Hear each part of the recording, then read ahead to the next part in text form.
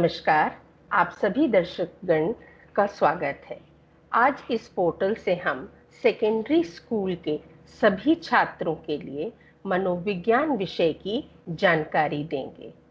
इस कक्षा का विषय है एन इंट्रोडक्शन टू साइकोलॉजी, जिसमें हम साइकोलॉजी की डेफिनेशन, इसके बिगिनिंग, इसके components, scope, basic processes that underline and fields of psychology के बारे में बात करेंगे।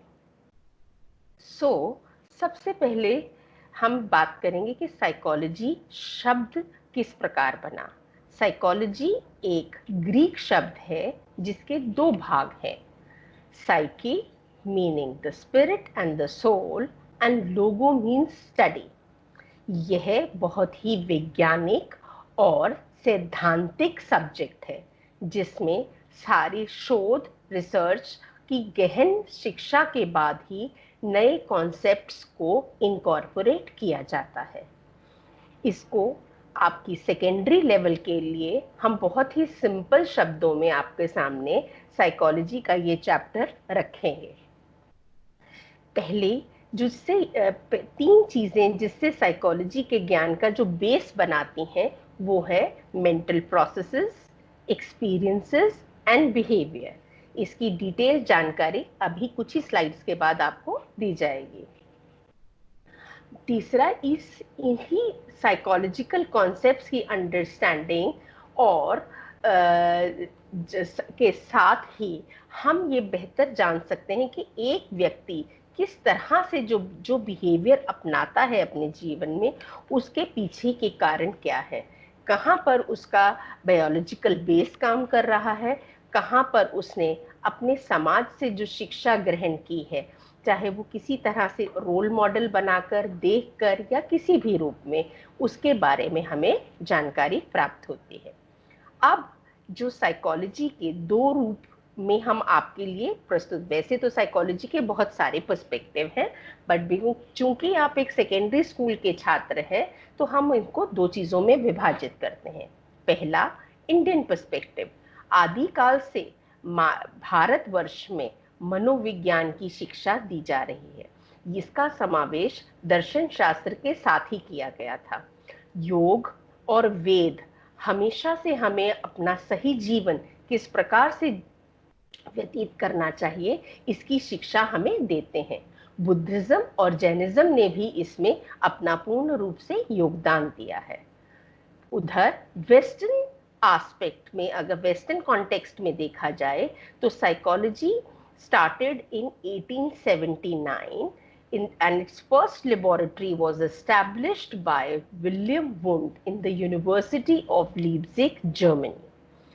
इस मॉडर्न साइकोलॉजी का समावेश भारत के ज्ञान में 1916 में हुआ, जहां कलकत्ता यूनिवर्सिटी में इसका पहली लैब जो है वो इस्टेब्लिश की गई थी। दूसरा है कंपोनेंट्स ऑफ साइकोलॉजी। अब साइकोलॉजी के जो तीन बेसिक कंपोनेंट्स आते हैं वो है study of experience and study of mental processes and study of behaviour. इन तीनों को जानने और समझने के लिए आप स्क्रीन पर देख पा रहे हैं कि एक बल्ब बना हुआ है। इसकी सहायता से हम इन तीनों को समझाएंगे। First is study of experience. Experience can be unshared, and it can be one's own personal experience or it can be a shared experience.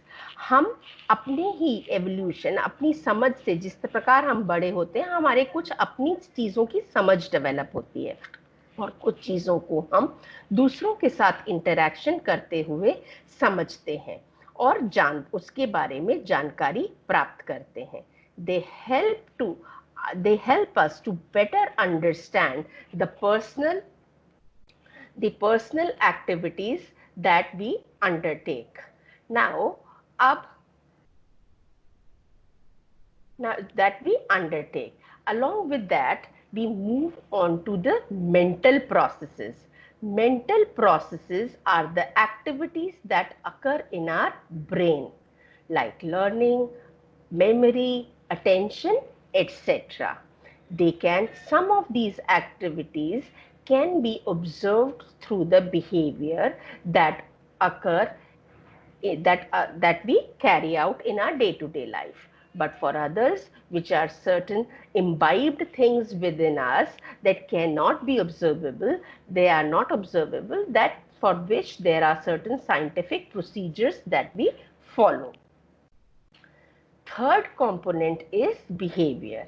As just mentioned, behavior is studied as a range of simple reflexes, or they can be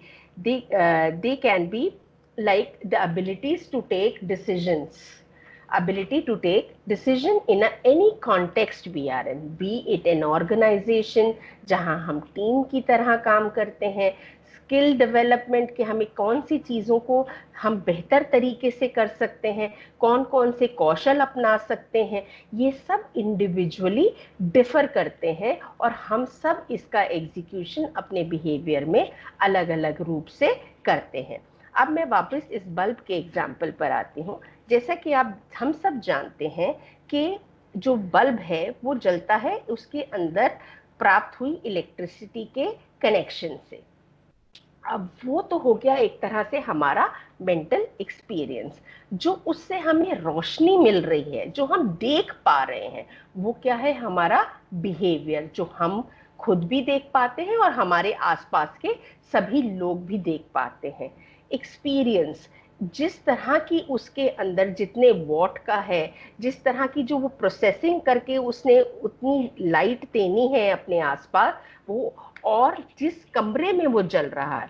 अगर एक मान लीजिए 10 what का bulb एक छोटे से कमरे में जल रहा है तो वो काफी रोशनी देगा, पर वही अगर एक बहुत बड़े हॉल में जला दिया जाए तो वो एक दिए की भांति ही नजर आएगा.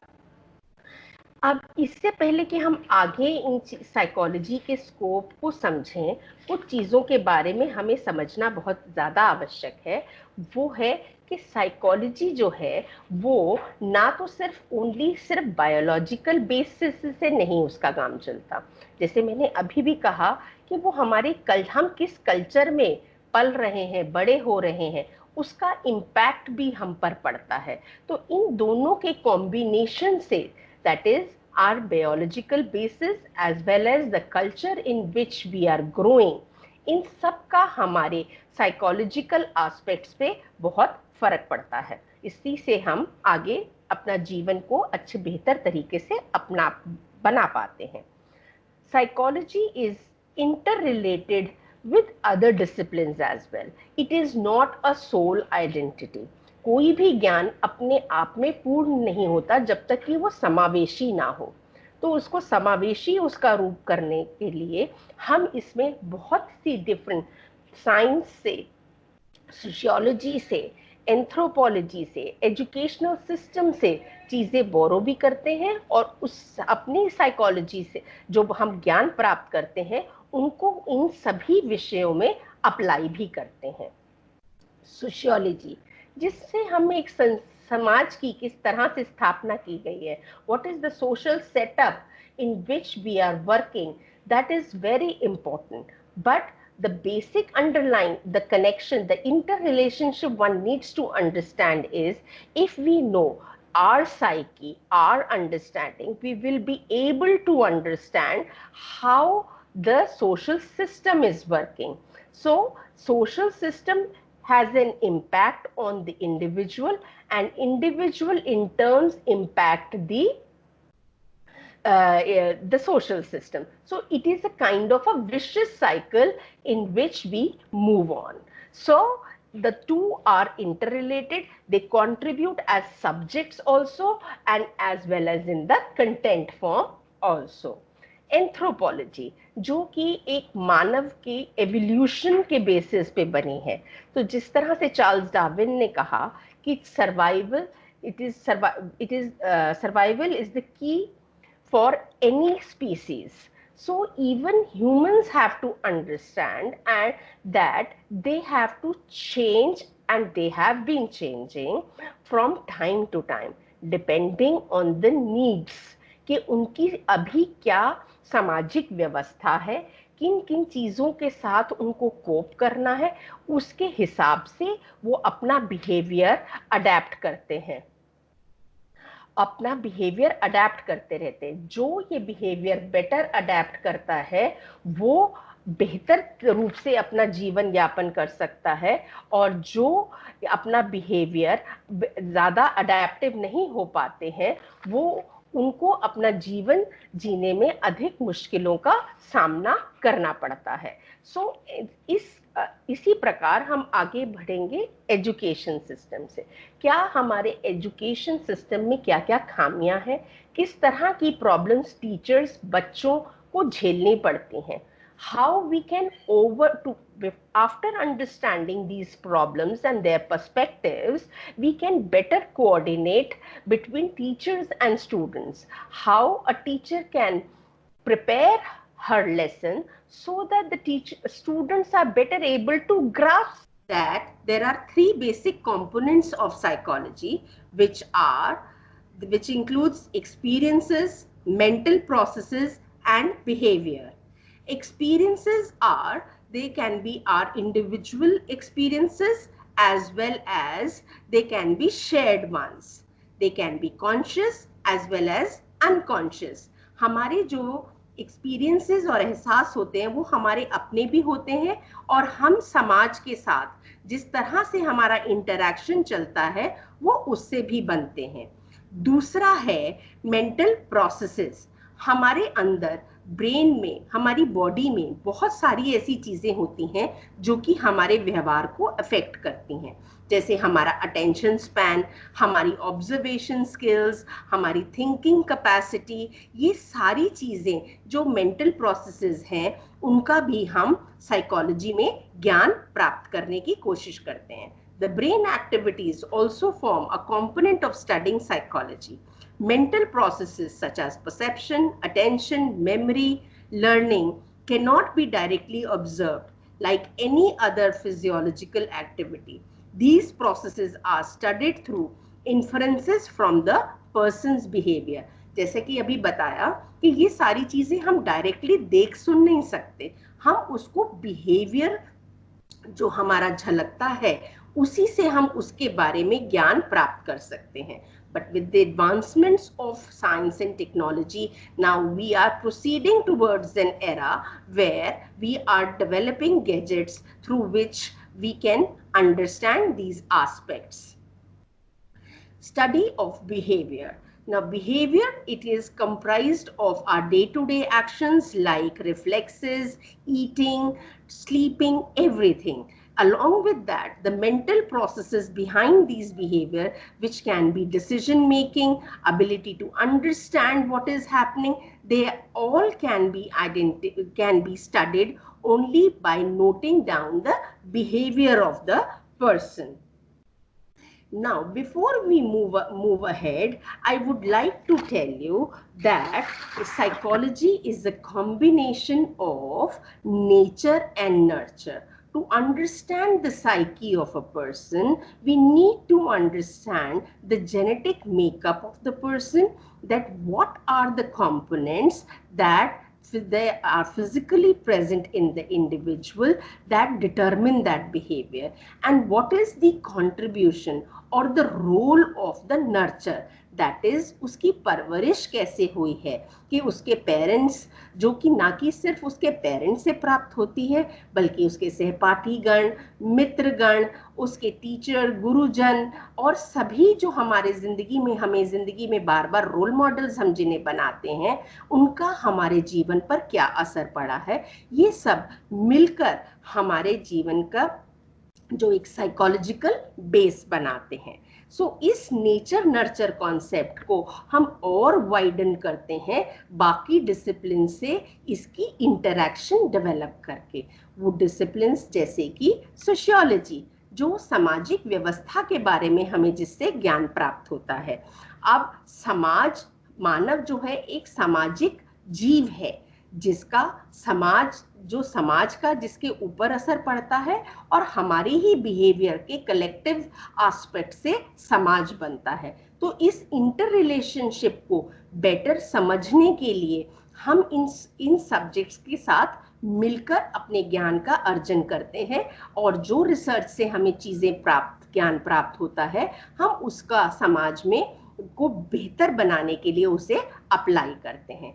इसी प्रकार जैसे कि एंथ्रोपोलॉजी, जो एवोल्यूशन के बेसिस पर मानव ने आज तक किस किस तरीके से कैसे सरवाइव किया, किस एरा में क्या था, इन चीजों का हमें ज्ञान प्राप्त होता है। जैसे चार्ल्स डार्विन ने बेहतर रूप से बताया है, it is always the survival of the fittest. तो हमें अपने रूप को, अपने कार्य शैली को, अपने जीवन शैली को टाइम यानी कि समय के साथ साथ किस प्रकार से बदलाव लाना है, और हम अपने जीवन शैली को जिससे बेहतर बना सके, इसका हमें ध्यान रखना होता है। तीसरा है हमारा एजुकेशन सिस्टम। अब अपने एजुकेशन में हम अभी की प्रेवलेंट क्या चीजें प्रेवलेंट हैं, कि कैसे पढ़ाई की जा रही है, बच्चों का उस पर क्या असर पड़ रहा है, टीचर्स का क्या रोल है, किस तरह से इन दोनों के इंटरफेस को हम बेहतर बना सकते हैं, जिससे कि हमें समझ आ सके कि हम क्या खामियां हैं। इसको जानने में भी साइकोलॉजी का बहुत रोल होता है, और इसी की हेल्प से हम उसे और आगे के लिए बेहतर बना सकते हैं। Then is the biological basis. अब हमारी शरीर की संरचना बहुत ही छोटी छोटी कोशिकाओं से हुई है, जिनसे मिलकर बहुत सारे हमारे शरीर में सिस्टम बने हैं, जैसे कि nervous system, endocrine system, muscular system, skeletal system आदि।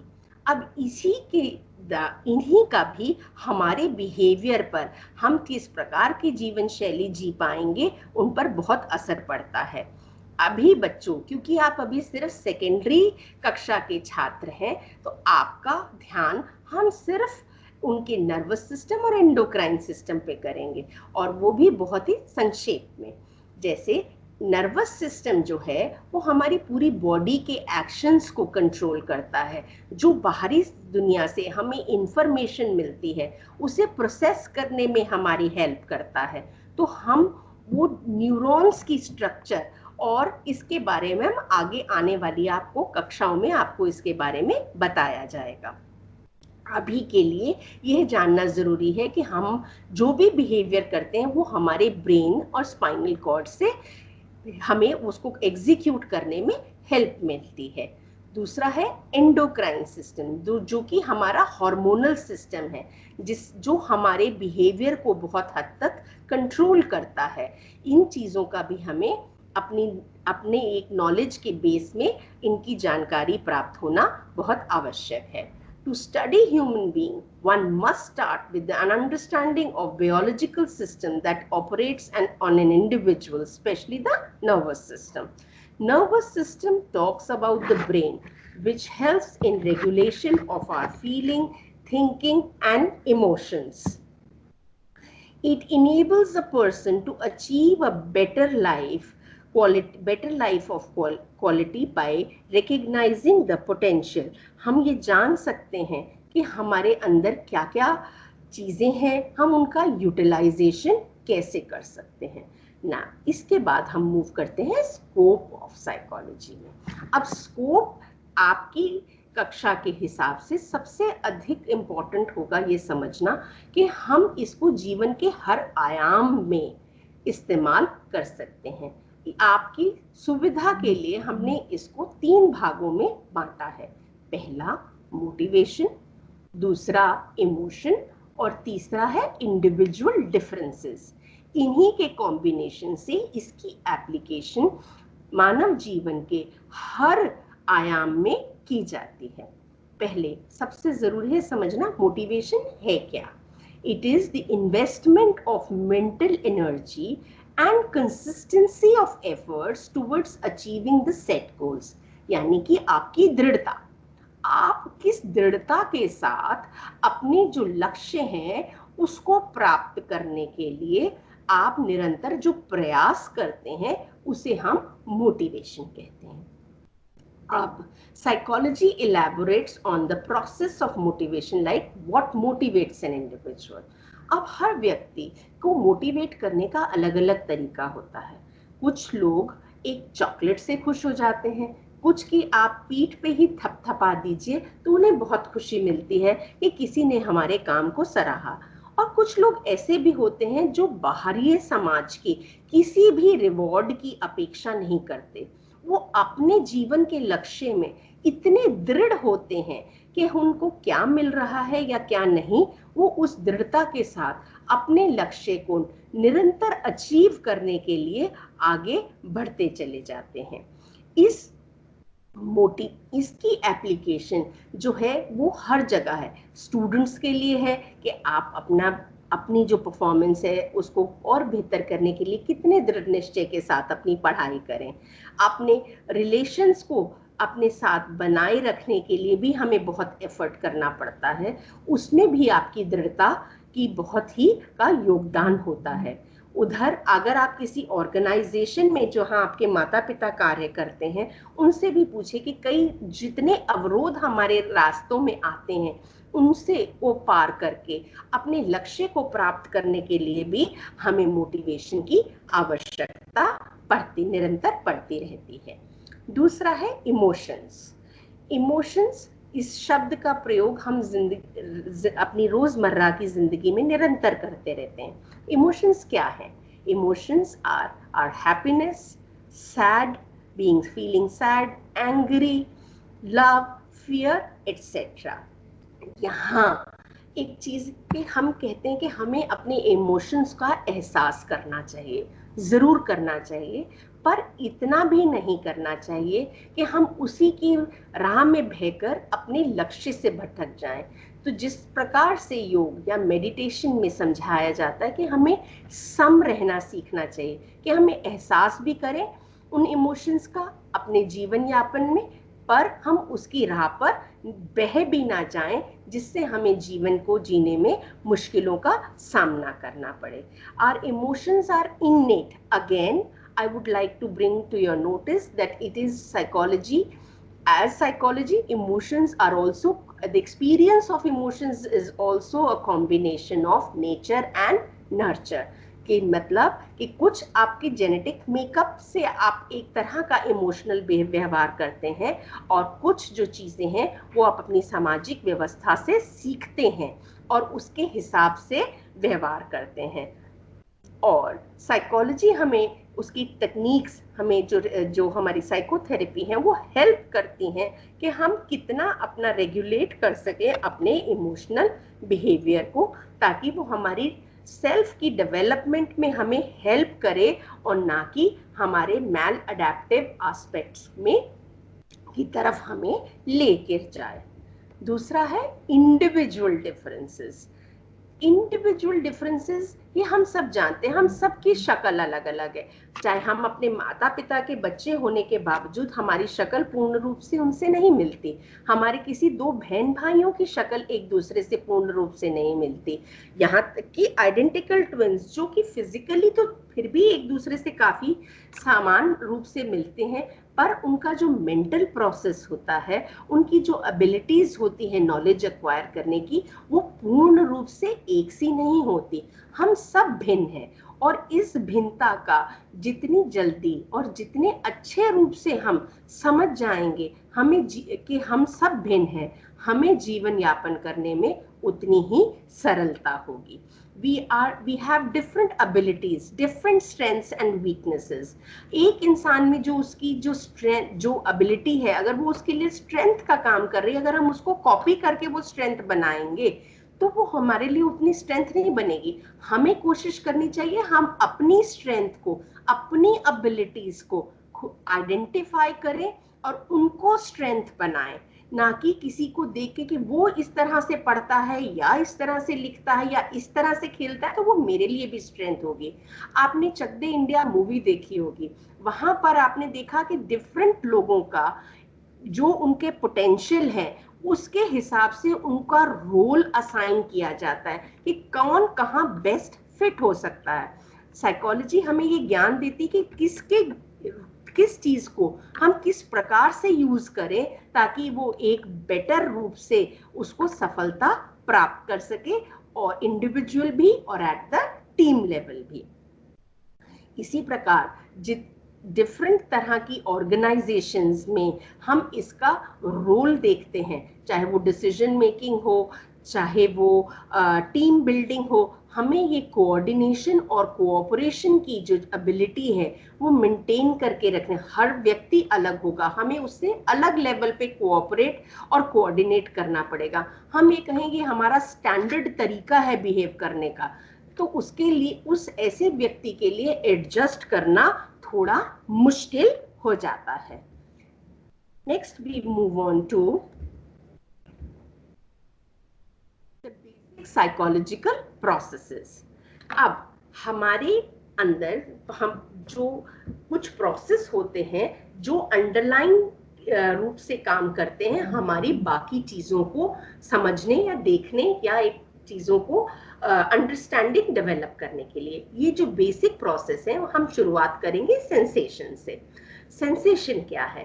सेंसेशन है जो हम अपने 5 अंगों से, जैसे कि आंख, कान, नाक, अपनी स्किन और टेस्ट से जो हम चीजों का एहसास करते हैं कि हमें ये चीज कैसी नजर आ रही है, क्या जो फिजिकल इंफॉर्मेशन, जो स्टिमुलाई हम इस फिजिकल कंपोनेंट के द्वारा जो इंफॉर्मेशन हमें हमारे अंदर ट्रांसमिट होती है, that is our sensation that we receive through our sense modalities.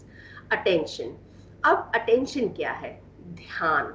कि हमारे आसपास निरंतर बहुत सारी चीजें होती रहती हैं, हम एक बार में हर चीज पर ध्यान नहीं दे सकते। Attention is selective in nature. हमारी जरूरत के हिसाब से, हमारे शौक के हिसाब से हम कुछ चीजों पर ज्यादा अटेंशन पे करते हैं बनिस्बत के दूसरी चीजों पर। जिस तरह के आप इस पिक्चर में देख रहे हैं, किसी का ध्यान तो बॉल पर होगा, किसी का ध्यान पीछे पेड़ पर होगा, या किसी का उंगली या उसकी नाखूनों की बनावट पर भी हो सकता है। तो हर व्यक्ति के हिसाब से उसकी अटेंशन अलग अलग जगह पर केंद्रित होती है। जो चीजें हमें पसंद होती है, हम किसी पार्टी में भी जाते हैं तो अगर कोई हमारा नाम लेता है तो हम जो भी बात कर रहे हो कहीं भी इंडल्ज हो, हमारा ध्यान एक तरफ एकदम उस तरफ हो जाता है, जिसे कि हम कॉकटेल पार्टी फिनोमेना कहते हैं, कि उसने हमारा नाम लिया, वो आखिर हमें बुला रहा है या हमारे बारे में कोई बात कर रहा है। तो इन दोनों ही एग्जाम्पल से समझ सकते हैं कि जहां हमारी अटेंशन होती है, जिस चीज में हमारा शौक होता है, हमारी अटेंशन जो हमारी जानकारी में होता है, हम वहीं अटेंशन पे करते हैं। और इसमें जैसे कि हमने इंडिविजुअल डिफरेंसेस में अभी पीछे जाना था, सब लोगों का अटेंशन देने का तरीका भी अलग अलग होता है। अब सेंसेशन और अटेंशन मिलाकर बनता है हमारा process of perception.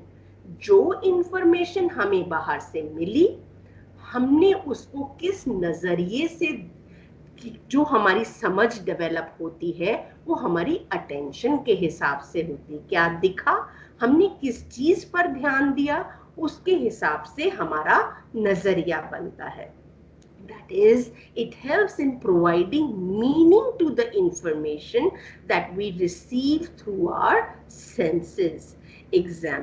For example, I would like to tell you that seeing a ball and understanding it as something to play with.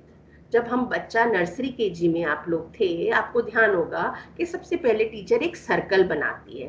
अब पूछती है कि इस सर्कल जैसी आपने क्या क्या चीज देखी है। कोई गोल रोटी बनाता है, कोई गोल बिंदी बनाता है, कोई एक गोल संतरा ऑरेंज बनाता है, कोई एक गोल बॉल या गेंद बनाता है। अब अपनी अपनी चॉइस के हिसाब से हम उन चीजों को गोलाकार वस्तुओं को बनाते हैं, ताकि, और ये है कि गोल हमारे लिए वो चीजों का एक सिंबल बन जाता है कि इस चीज को देखता है बच्चा तो कहता है ये क्या है, गोल। अब उस चीजों के हिसाब से ये परसेप्ट, इसी बेसिस पे कहा जाता है कि सच कभी एक नहीं होता, हर व्यक्ति का अपना एक सच होता है, जो उसकी सेंसेशन उसकी अटेंशन और उसकी परसीविंग एबिलिटीज के द्वारा ही बनता है। इसके बाद हम बात करें लर्निंग, मेमोरी एंड थिंकिंग की। Learning, so what is learning? Acquisition of new knowledge and skills through experience and practice. We learn how to play, we learn how to read, write, or play any game, or play a particular instrument. We learn these things constantly. Now, psychology helps us to assess our learning potential, कि हम कितना समझ सकते हैं, कितना ध्यान रख सकते हैं, क्या क्या सीख सकते हैं और हम में क्या एबिलिटी है।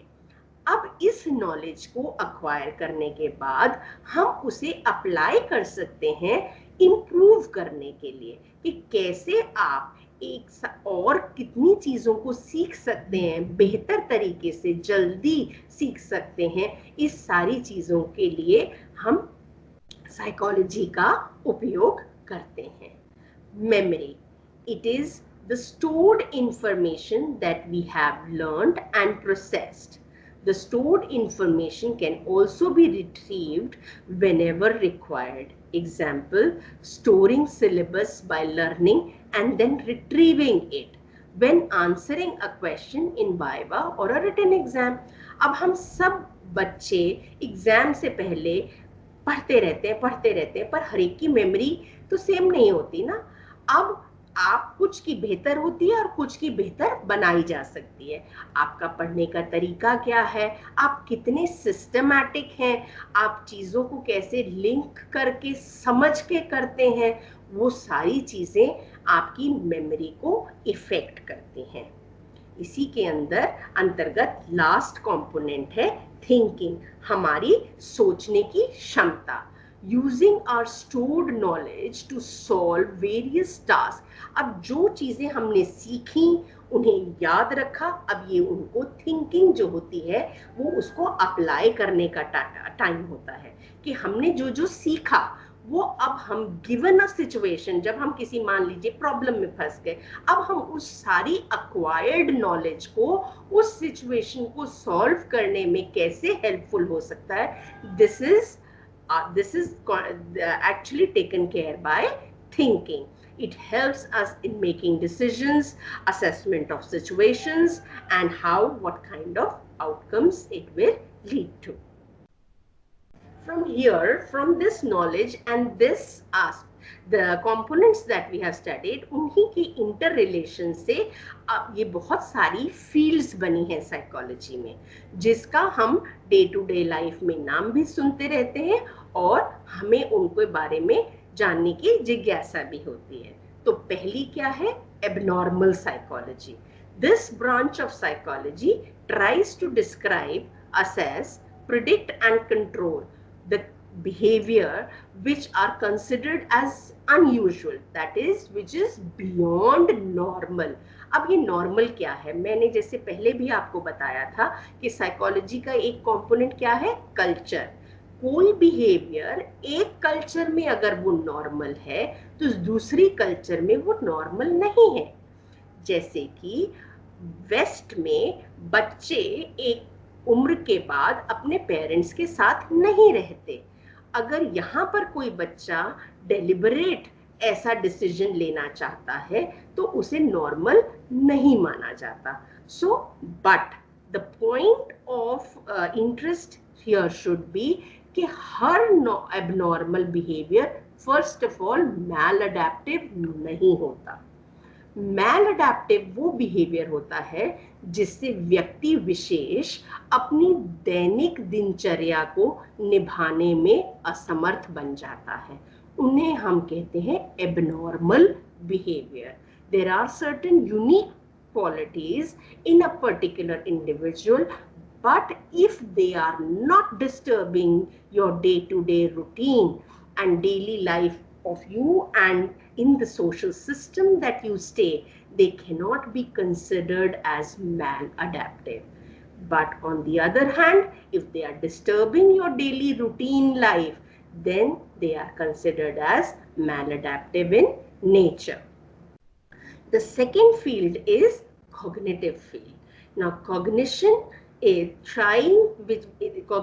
the ability of the individual through which we understand the fundamental of the behavior, how we acquire information, the procedure of storing information and transformation of information from one level to the another, and it's the application of this information in a given situation wherever it is required. It includes study information like reasoning, problem solving etcetera. इसमें हमें इन सारी चीज़ों की reasoning और problem solving जैसी abilities को समझने की और उसको डिफरेंट आयामों में अप्लाई करने की आवश्यकता और ज़रूरत रहती है। तीसरा है क्लिनिकल एंड काउंसलिंग साइकोलॉजी। बच्चों, यहाँ पर ये डिफरेंस समझना बहुत ज़रूरी है कि क्लिनिकल साइकोलॉजी का क्या रोल है और काउंसलिंग साइकोलॉजी का क्या रोल है। क्लिनिक, जैसा कि अभी ऊपर बताया था कि कुछ बिहेवियर होते हैं मैल अडेप्टिव, जो एक किसी ना किसी स्पेसिफिक डिसऑर्डर्स की तरफ ले जाते हैं। जब साइकोथेरेपी की हेल्प से हम या योगा या मेडिटेशन जैसी टेक्निक्स को यूज करते हुए हम उन मैल अडेप्टिव बिहेवियर्स में करेक्शन लाने की कोशिश करते हैं, that is taken care by the clinical psychologist. On the contrary, counseling psychology deals with the so-called normal people. That is, where the routine is not disturbed due to maladaptive behavior, but they need help due to certain relationship issues, career guidance, or leading a better, calm and peaceful life. These are the difficulties. These difficulties do not hamper our daily life, but we want a better mental health. That is why we need to consult a counselor for these kind of issues. Next is educational psychology. It tends to apply psychology in classroom to enhance the learning of children, solve their problems, academic as well as personal, detection of learning disabilities, their treatment and vocational training so that they can lead a better life. It also includes curriculum planning and designing. Teacher training में भी psychology का use होता है, जिससे एक teacher को पता हो कि 21 कक्षा के बच्चों का कितना अटेंशन स्पैन होगा, उनको किसी विषय को किस सरलता के साथ समझाया जाए ताकि वो उनको समझ आए कि उनको इंस्ट्रक्शन किस काम को हम एज असाइनमेंट दे सकते हैं और किस चीज़ को हमें क्लास में, ग्रुप में या इंडिविजुअल लेवल पे समझाने या करवाने की ज़रूरत है। यहाँ पर भी साइकोलॉजी का एक बहुत ही अहम रोल है। Next is environment psychology. हम सभी जानते हैं कि हम बात करते हैं कि हमारे आसपास पोल्यूशन बहुत है, प्रॉब्लम्स हो रही हैं, कहीं बाढ़ आ रही है, कहीं पर सूखा पड़ा हुआ है। इन सभी चीज़ों में मानव जीवन शैली का भी योगदान है और इन सब के होने के बाद भी उसका मानव जीवन पर असर पड़ता है। इस सारी इंफॉर्मेशन को मिलाकर हम एनवायरमेंटल साइकोलॉजी में इसका ज्ञान प्राप्त करते हैं कि हमें किस तरह का मानव ऐसा बिहेवियर करे कि वो प्रकृति के साथ एक लिमिट से ज़्यादा छेड़छाड़ ना करे। और अब जो हम कर चुके हैं उसे हमें बदलना आसान नहीं होगा, पर उसको आगे से ना हो, एक। और दूसरा कि अब जो उन चीज़ों को करने से मानव जीवन में जो उथल पुथल मची है उसको हमें कैसे दूर करना है, उस इम्पैक्ट को हम कैसे रिड्यूस कर सकते हैं। साइकोलॉजी की एक फील्ड जो कि एनवायरमेंटल साइकोलॉजी है उसमें भी अपना योगदान प्रदान करती है। Next is health psychology. Health psychology focuses on the role of balanced diet, physical exercise, meditation etcetera, कि हम जो हमें छोटे मोटे स्ट्रेसर होते रहते हैं, रोज की मुश्किलों से हमें एक थकावट बनती रहती है, एक उबाऊपन जीवन में आ जाता है, उसको दूर करने के लिए फिजिकल फिटनेस और एक प्लान्ड डाइट खाने का से जो हमें फायदा मिल सकता है, इस सारी चीजों को हम हेल्थ साइकोलॉजी में पढ़ते हैं.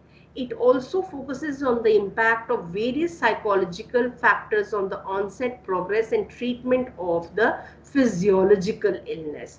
कोई भी अगर किसी व्यक्ति को बीमारी होती है तो उसके साथ एक अलग सा मेंटल डिस्ट्रेस बन जाता है कि मैं कब ठीक होऊंगा, ये मुझे क्यों हो रहा है.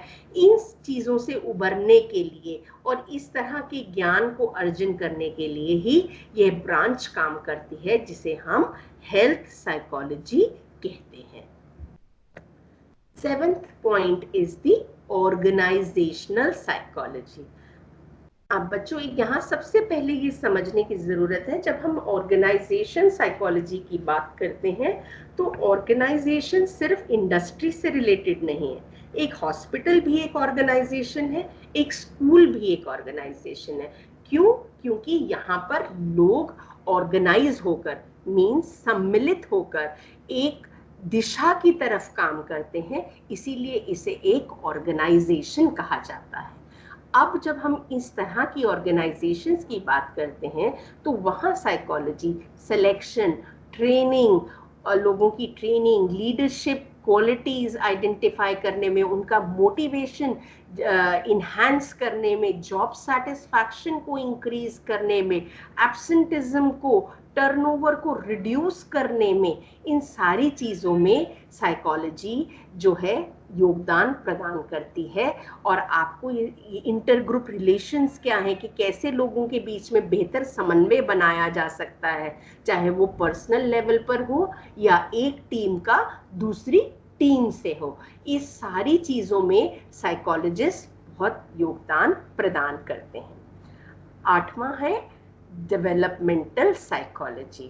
It is studies the behavior and behavioral changes that come across in the life of an individual, that is their lifespan.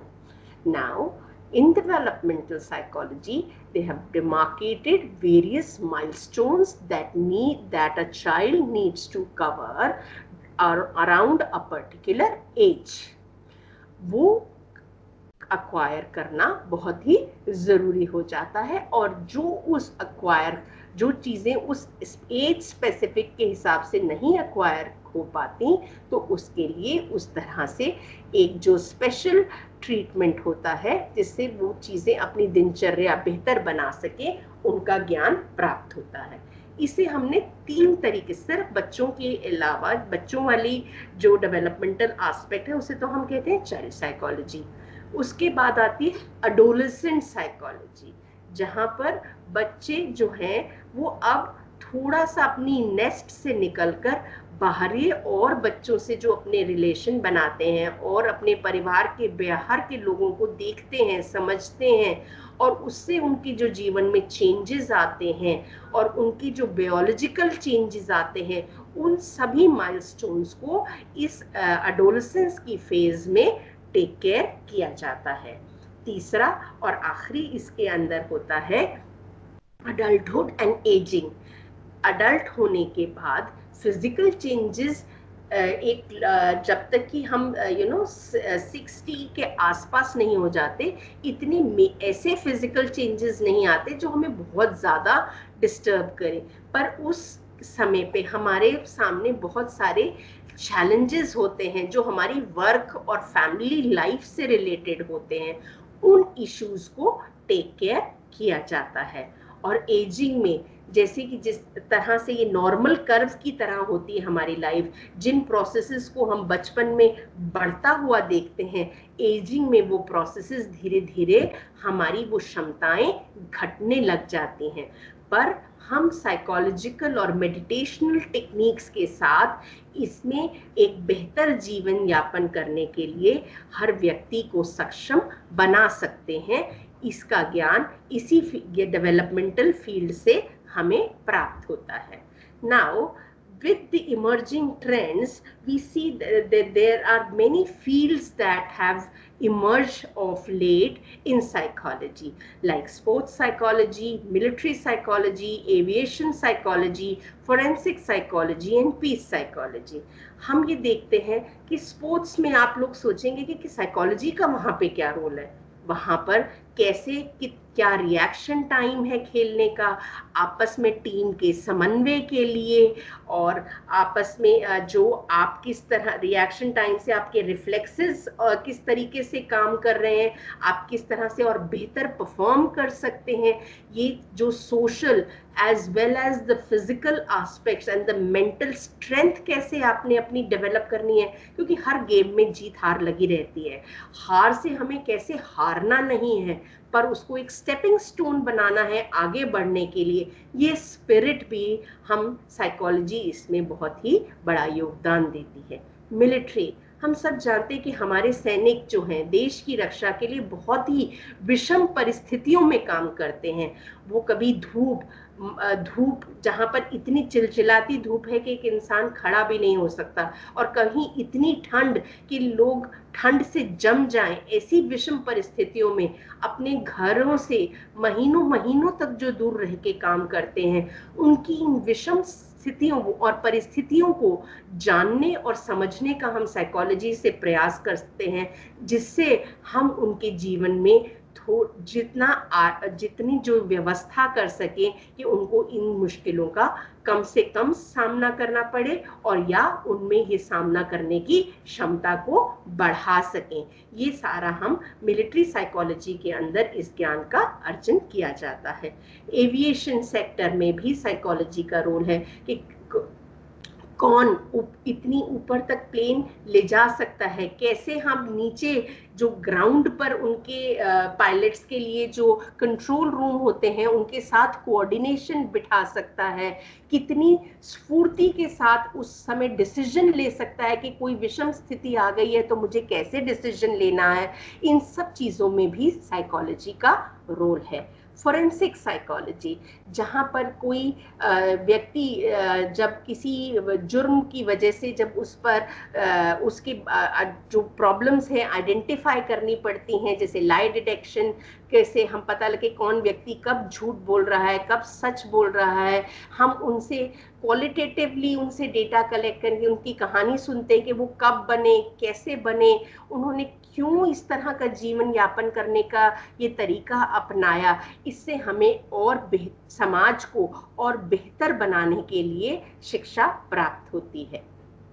आज जीवन के हर क्षेत्र में हम पीस ढूंढते रहते हैं, चाहे वो एक व्यक्ति का जीवन हो, एक समाज हो, एक देश हो या पूरा विश्व हो। हम अपनी कठिनाइयों को दूर करने के लिए जो शांति चाहते हैं, तो उसके लिए भी हमें इस साइकोलॉजी हमारा उसमें भी रोल प्ले करती है।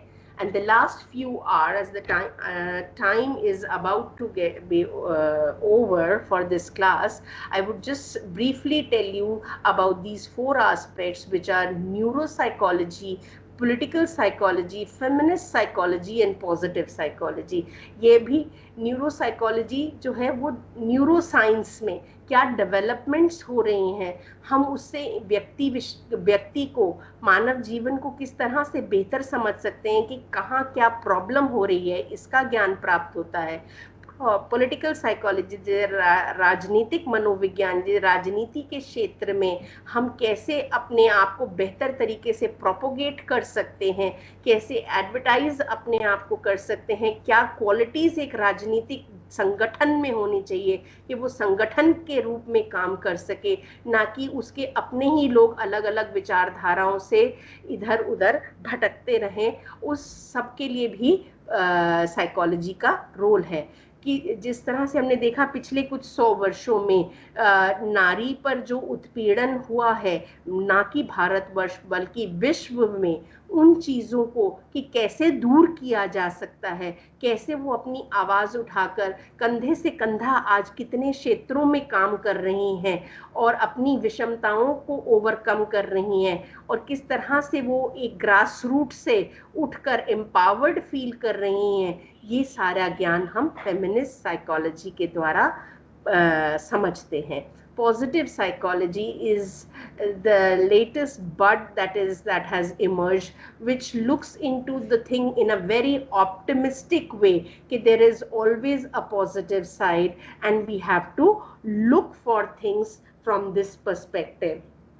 Now, with this, I would like to summarize what all we have done today.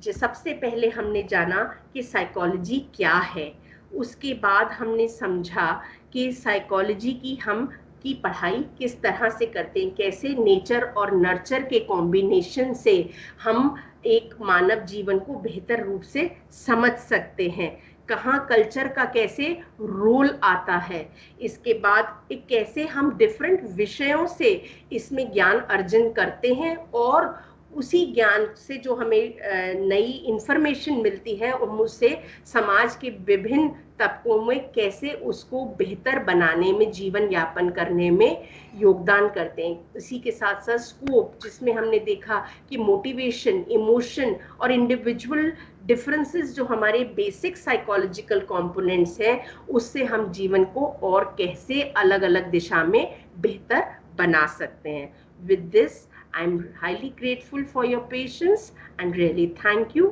for listening. Thank you so much. Thank you.